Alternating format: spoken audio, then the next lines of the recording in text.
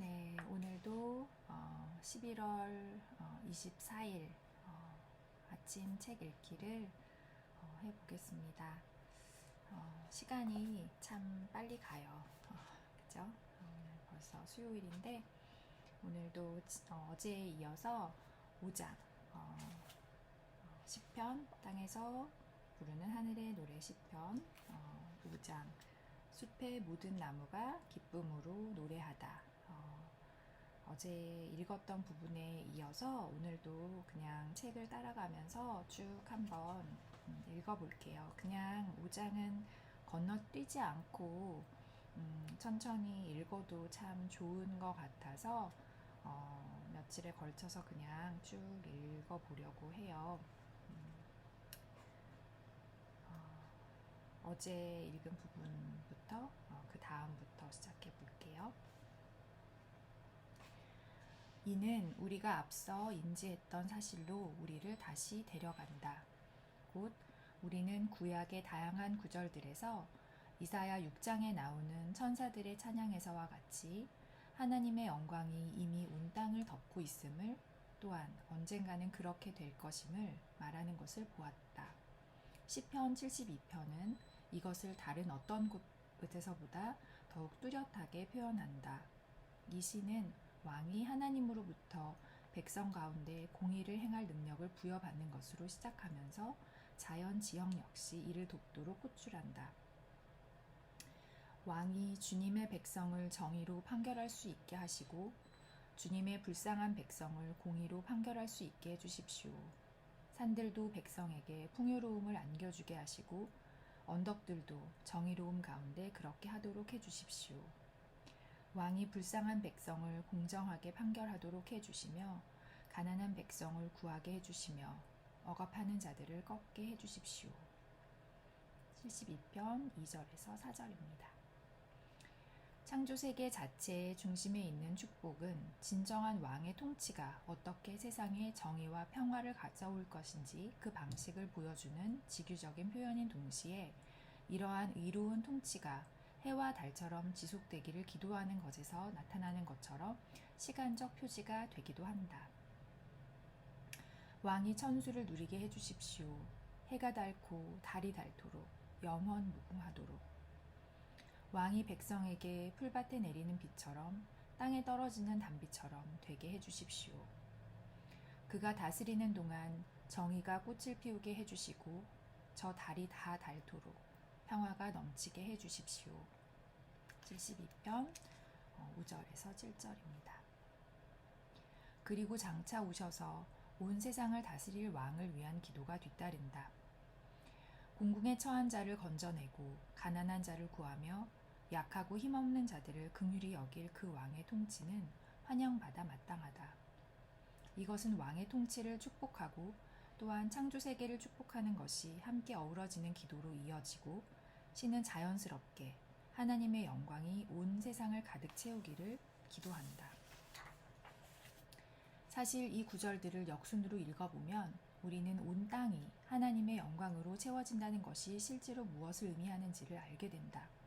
그것은 한편으로 그 본연의 모습 자체로 생기 넘치는 창조세계의 영광스러운 조화를 의미하고 다른 한편으로는 정의와 풍요로움 안에서 올바르게 질서가 잡힌 인간 사회를 의미한다. 또다시 72편 15절에서 19절 말씀으로 돌아가는데요. 왕이 만수를 누리게 하시고 스바의 황금을 예물로 받게 해주십시오. 그를 위하여 드리는 기도가 그치지 않게 하시고 그를 위한 축복이 하루 종일 계속되게 해주십시오. 땅에는 온갖 곡식이 가득하고 산 꼭대기에도 곡식으로 물결치며 온갖 과일이 레바논의 살림과 같게 해주십시오. 그 백성이 성읍 곳곳에 꽃처럼 피어나니 들판의 풀과 같게 해주십시오. 그의 이름은 영원하며 태양이 그 빛을 잃기까지 그의 명성이 계속되게 해주십시오. 모든 열방이 그를 통해 복을 받고 모든 민족이 그를 기쁘게 부르게 해주십시오. 여호와 이스라엘의 하나님은 찬양을 받으실지라. 그는 홀로 놀라운 일을 하시는 분. 영광스러운 그 이름은 찬양을 받으실지라. 그 영광을 온 땅에 가득 채워주십시오. 아멘, 아멘. 궁극의 목적, 곧 온 땅이 하나님의 영광으로 가득 채워지는 것에 관해서는 구약의 다른 곳에서도 말하고 있다. 이것은 우리가 앞장에서 살펴본 바와 같이 기본적으로 성전 신학이다. 어떤 이들이 성막이나 성전에서 경험했던 것 혹은 경험하기를 기대했던 것을 이제는 창조세계 전체의 차원에서 바라게 되었다. 우리가 추측해 보기로는 그것은 바로 예수님이 그분을 따르는 이들에게 주의 나라가 하늘에서와 같이 땅에서도 이루어지이다 라고 기도하라고 가르치셨던 가르침의 일부분일 것이다. 그렇지만 만약 이것이 가장 궁극적인 목적이라면 거기에 이르는 길에는 단계가 있다. 그리고 물질 세계는 단지 유감스러운 부패의 상태에서 뭔가 새로운 일이 일어나기를 그저 기다리기만 하는 것이 아니라 그러한 하나님의 목적 안에서 이미 그 단계를 밟아가고 있다. 창조에 관한 위대한 시편인 103편과 104편에는 이러한 단계들이 진행 중이라는 것이 이미 나타나 있다. 시편 103편은 인간의 삶을 축복하시는 하나님, 특별히 힘없고 연약한 아이들을 자비와 온유함으로 대하시는 하나님을 찬양한다. 모든 인간의 삶은 하나님 나라, 곧 하늘과 땅을 다스리는 그분의 주권적 통치라고 하는 더 큰 비전 안에 자리 잡고 있으며 시편 저자는 그러므로 하나님의 지으심을 받은 모든 것이 그가 다스리시는 모든 곳에서 하나님을 찬양하라고 명령할 수 있다. 시편 104편은 이를 다른 방식으로 바꾸어 표현한다. 먼저 하나님이 무슨 일을 하셨으며 하고 계시는지를 묘사하거나 그분의 창조물로 하여금 그분을 찬양하라고 명령하는 대신 시편 104편에서는 하나님께 직접 말하고 있다. 그래서 이 시에는 당신이라는 단어가 20회 이상 나온다. 사실 지금부터 인용하게 되는 시편 104편은 그 한글 성경에서는 이 당신이라는 단어를 이렇게 2인칭으로 직접 번역하지 않고 주 혹은 주님으로 그렇게 다 번역을 했거든요. 그래서 이 책에 그 톰라이트가 쓰려고 말하려고 하는 바에 조금 맞춰서 제가 번역을 하면서 역자 사역으로 그렇게 번역을 했거든요. 근데 책에서는 좀 잘못 이게 표기가 돼가지고 다 새번역이라고 표기가 되어 있더라고요. 이제 봤더니 그거는 잘못된 표기입니다. 그래서 104편 1절부터 시작해 볼게요. 여호와 나의 하나님, 당신은 더없이 위대하십니다. 당신은 권위와 위엄으로 옷 입으셨습니다. 당신은 하늘을 천막처럼 펼치시고 당신은 물 위에 누각의 들보를 놓으시며 당신은 구름으로 병거를 삼으시고 당신은 바람 날개를 타고 다니시며 당신은 바람을 심부름꾼으로 번갯불을 시종으로 삼으신 분이십니다. 당신은 땅의 기초를 든든히 놓으셔서 땅이 영원히 흔들리지 않게 하셨습니다. 당신은 옷으로 몸을 감싸듯 깊은 물로 땅을 덮으시더니 1절에서 6절까지이고요. 시는 이런 식으로 계속 반복하면서 산과 언덕, 시냇물과 계곡, 들짐승과 새, 말하자면 그 자체로 자라고 흘러가지만 사실은 하나님의 보살핌과 공급을 받고 있는 대상들을 경축한다. 하늘의 새들도 샘 곁에 깃들며 우거진 나뭇잎 사이에서 지적입니다. 당신이 거하시는 높은 곳에서 산에 물을 대주시니 이 땅은 당신이 내신 열매로 만족합니다. 12절, 13절. 창세기 1장에서와 같이 그 무대가 완전히 준비된 뒤에야 마침내 인간이 장면에 등장하는 것이 허락되어 이제 그 모습을 드러낸다. 14절, 15절. 당신은 들짐승들이 뜯을 풀과 사람들이 먹을 채소를 자라게 하시고 땅에서 먹거리를 얻게 하셨습니다. 사람의 마음을 즐겁게 하는 포도주를 주시고 얼굴에 윤기가 나게 하는 기름을 주시고 사람의 마음을 북돋아주는 빵도 주셨습니다. 그런 다음 내가 성경 전체에서 가장 위대한 구절 중 하나라고 생각하는 바로 그 순간이 이 시편의 심장에서 나온다. 이 순간은 창세기와 잠언을 함께 이끌어오면서 장차 바울 사도가 내놓을 시적인 표현을 예고한다. 하나님은 하늘의 큰 빛들, 즉 해와 달을 통해 인간과 동물의 삶의 질서가 부여되도록 이 세상을 창조하셨다. 이것을 지켜본 시편 저자는 하나님이 만드신 창조 세계의 놀라운 다양성을 그리고 이 모든 것이 지혜로 만들어졌다는 사실을 경축한다. 그리고 이렇게 지혜롭게 노래한다. 19절에서 24절입니다. 당신은 때를 가늠하도록 달을 지으시고 해에게는 그 지는 때를 알려주셨습니다. 당신이 어두움을 들이우시니 밤이 됩니다. 숲속의 모든 짐승은 이때부터 움직입니다. 젊은 사자들은 먹이를 찾으려고 으르렁거리며 하나님께 먹이를 달라고 울부짖다가 해가 뜨면 물러가서 굴에 눕고 사람들은 일을 하러 나와서 해가 저물도록 일합니다. 여호와여, 당신이 손수 만드신 것이 어찌 이리도 많습니까? 이 모든 것을 당신이 지혜로 만드셨으니 땅에는 당신이 지으신 것으로 가득합니다. 지혜로, 히브리어로는 베호크마다. 잠언 8장 22절은 이렇게 말한다. 여호와께서 일을 시작하시던 그 태초에 나를 지으셨다.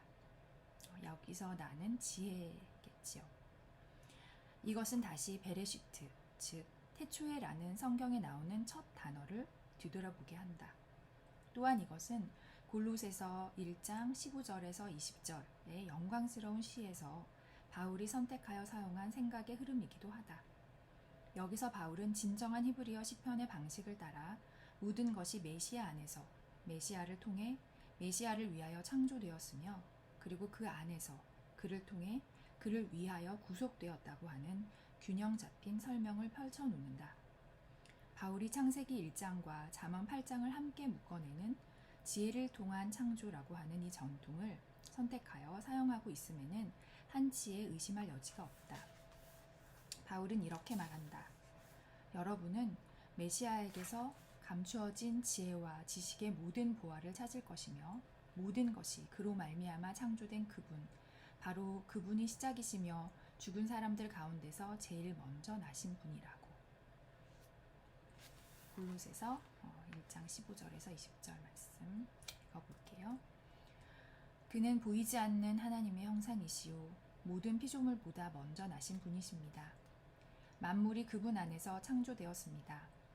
하늘에 있는 것들과 땅에 있는 것들, 보이는 것들과 보이지 않는 것들, 왕권이나 주권이나 권력이나 권세나 할 것 없이 모든 것이 그분으로 말미암아 창조되었고 그분을 위하여 창조되었습니다. 그분은 만물보다 먼저 계시고 만물은 그분 안에서 존속합니다. 그분은 교회라는 몸의 은뜸, 머리이십니다. 그분은 모든 것의 시작. 오늘 거스 우리 고양이 동물병원에 가야 되는 약속이 있어서 알람이 울렸어요. 얼른 마치고 가야 할 것 같습니다. 그분은 만물보다 먼저 계시고 만물은 그분 안에서 존속합니다. 그분은 교회라는 몸의 으뜸, 머리이십니다. 그분은 그 모든 것의 시작, 죽은 사람들 가운데서 제일 먼저 살아나신 분이십니다. 이는 그분이 만물 가운데서 으뜸이 되시기 위함입니다. 그분 안에는 모든 충만함이 머무르기를 기뻐하고 그분의 십자가의 피로 평화를 이루셔서 그분으로 말미암아 모든 것을 그분 자신과 화해시키시니 그렇습니다. 그분으로 말미암아 땅에 있는 것들이나 하늘에 있는 것들 모두 그렇게 됩니다. 이스라엘의 성경에서 태초와 지혜에 관해 말했던 모든 것이 예수님께로 질주해 온다. 부활은 창조세계가 하나님이 주신 것이며 선하다는 사실을 영광스럽게도 재확인해 주었고 이 창조세계에 자신의 사랑과 생명과 영광을 넘치도록 채워주시고자 하시는 하나님의 의도를 재선언하였다. 그러므로 지금 상태에서 창조세계는 사망의 음침한 골짜기를 통과해 지나가야 한다 할지라도 하나님은 그분의 성령을 통해 새로운 생명을 가져오실 것이다. 그리고 이것은 여호와의 영광이 영원토록 계속되기를, 곧 여호와께서 그분이 지으신 것들 안에서 기뻐하시기를 구하는 위대한 기도로 이어진다. 물질은 중요하다. 이것이 바로 하나님의 물질이기 때문이다. 물질은 부패와 죽음의 운명에 처해 있는 세상을 위한 일시적인 장식물이 아니라 영광으로 가득한 새로운 세상을 위한 재료다. 모든 피조물이 당신만 바라보며 때를 따라서 먹이 주시기를 기다립니다. 당신께서 그들에게 주시면 그들은 거두어들이고, 당신께서 손을 펴시면 그들은 좋은 것으로 채워집니다.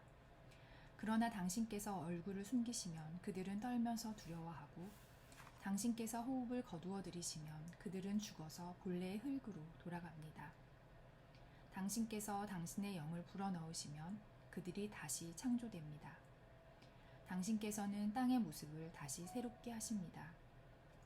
여호와의 영광은 영원하며 여호와께서 친히 행하신 일을 기뻐하시기를. 여호와가 굽어보기만 하셔도 땅은 떨고, 여호와가 산에 닿기만 하여도 산이 연기를 뿜는다. 내가 살아있는 동안 나는 여호와께 노래하리라. 내가 존재하는 동안 나의 하나님께 찬양의 노래를 부르리라. 내 묵상이 주님께 기쁨이 되기를. 내가 여호와 안에서 즐거워함으로. 104편 마지막 27절에서 34절입니다. 이것을 신약의 증언들과 함께 묶으면 우리는 우리 앞에 있는 놀라운 전망을 바라보게 된다. 홀로 참되신 하나님이 이 세상과 그 모든 피조물을 만드실 때 사용하신 그 지혜가 이제 우리가 메시아 예수로 알고 있는 그분과 동일시 되어야 한다는 것이다. 우리는 메시아 예수로서, 또한 메시아 예수 안에서 그 한 분을 안다. 이분은 예루살렘 성전에 자신의 영광을 두셨지만 이제 그 영광을 창조세계 전체에, 곧 성령으로 새롭게 되어 모든 악으로부터 자유로워졌고, 그래서 바로 그 영광을 담기에 기가 막힌 그릇으로 빚어질 창조세계에 두고자 하시는 하나님이시다. 만약 우리가 시편에 존재하는 시간의 중첩을 이해하는 법을 배우기만 한다면, 또한 만약 우리가 시편에 존재하는 공간의 중첩을 이해하는 법을 배우기만 한다면, 물질 자체, 곧 이 물질 세계가 하나님의 영광으로 넘치도록 의도되었다는 사실을 보는 것은 그다지 어려운 일이 아니다. 그리고 만약 이 모든 것이, 모든 창조물, 나무와 바다, 새와 동물에게 해당된다면 당연히 인류 전체에게도 그렇다.